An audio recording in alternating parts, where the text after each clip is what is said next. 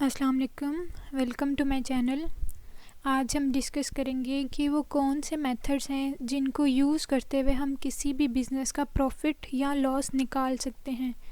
तो जब भी बिज़नेस की बात होती है तो इसका मतलब होता है कि प्रॉफिट, यानी कि प्रॉफिट के लिए हम लोग बिज़नेस करते हैं। तो जो प्रॉफिट है उसकी कैलकुलेशन भी ठीक होनी चाहिए, क्योंकि जब प्रॉफिट सही से कैलकुलेट किया जाता है तभी बिज़नेस की सही वैल्यू या बिज़नेस की जो फाइनेंशियल पोजीशन है वो देखी जा सकती है।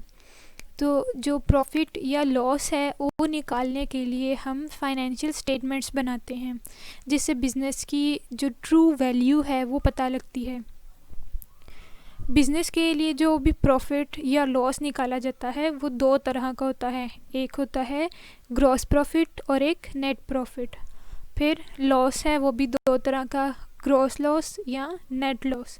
जो भी ग्रॉस प्रॉफिट या ग्रॉस लॉस होता है उसके लिए हम ट्रेडिंग अकाउंट बनाते हैं, और उसमें जितने भी एक्सपेंसेस हम या इनकम जो ऐड करते हैं वो सारे डायरेक्ट एक्सपेंसेस होते हैं और सारी डायरेक्ट इनकम्स ऐड करते हैं। इसी तरह जो नेट लॉस या नेट प्रॉफिट होता है उसके लिए प्रॉफिट एंड लॉस अकाउंट बनाया जाता है, और तमाम इनडायरेक्ट इनकम और एक्सपेंसेस हम प्रॉफिट एंड लॉस अकाउंट में लिखते हैं। अब इन्हीं प्रॉफिट या लॉस को निकालने के लिए जो हम आज मेथड डिस्कस करेंगे वो दो तरह के मेथड होते हैं। तो सबसे पहला मेथड हम डिस्कस करेंगे।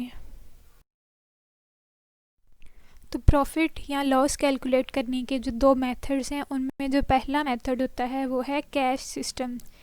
कैश सिस्टम उसके नेम से ही ज़ाहिर होता है कि वर्ड कैश लिखा गया है। जैसे हम लोग कैश सेल्स या कैश परचेजेस करते हैं तो उनके साथ वर्ड कैश मेंशन किया जाता है। इसका मतलब ये होता है कि हम कैश में डीलिंग कर रहे हैं।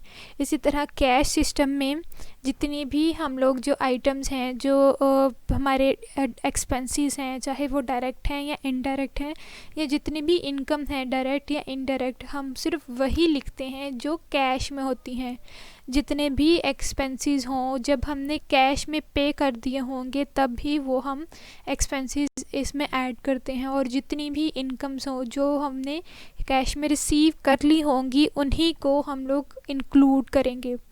तमाम कैश ट्रांजैक्शन इसमें कैलकुलेट की जाती हैं। लेकिन इस मेथड का एक डीमेरिट ये होता है कि इसमें हमें जो बिज़नेस की फ़ाइनेंशियल पोजीशन है, जो प्रॉफिट या लॉस है, वो सही कैलकुलेट नहीं होता, क्योंकि बहुत सारी चीज़ें होती हैं, बहुत सारी आइटम्स होती हैं जिनकी हम क्रेडिट पे डीलिंग करते हैं। जैसे कि क्रेडिट पे हमने सेल्स कर ली, क्रेडिट पे परचेज़ कर ली, बहुत से एक्सपेंसेस हैं जो अभी हमने पे करने हैं, या बहुत सारी इनकम्स हैं जो अभी हमने रिसीव करनी है और इसी साल की हैं वो, लेकिन वो हम इसमें इंक्लूड नहीं करते क्योंकि वो हमें कैश में ना तो रिसीव हुई हैं और ना ही हमने पे की हैं। तो बहुत सारी जो इस तरह की आइटम्स हैं वो रह जाती हैं, उनको इंक्लूड नहीं करते। तो बिज़नेस की फ़ाइनेंशियल पोजीशन ट्रू तभी पता चलती है जब हम उसमें तमाम इनकम और एक्सपेंसेस ऐड करते हैं।